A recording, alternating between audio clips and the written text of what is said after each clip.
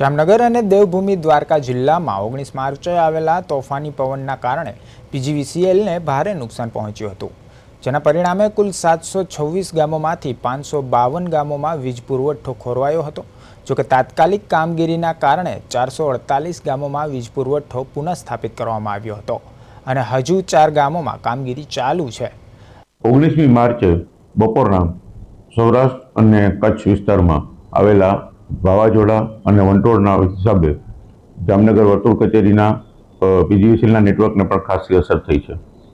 આને કારણે જામનગર વર્તુળ કચેરીની નીચે આવેલા 1320 ફીડરમાંથી 728 ફીડરથી અસરગ્રસ્ત થયેલા હતા। તેમાંથી ગઈકાલે મોડી રાત સુધીમાં 398 ફીડરનું કામગીરી કરી અને પુરવઠો પૂર્વવત કરી દેવામાં આવ્યો છે। જામનગર શહેરમાં આવેલા 100થી વધારે વીજ ફીડરોમાં કામગીરી કરી અને મોડી રાત સુધીમાં જ તેનો વીજ પુરવઠો પૂર્વવત કરી દેવામાં આવ્યો છે।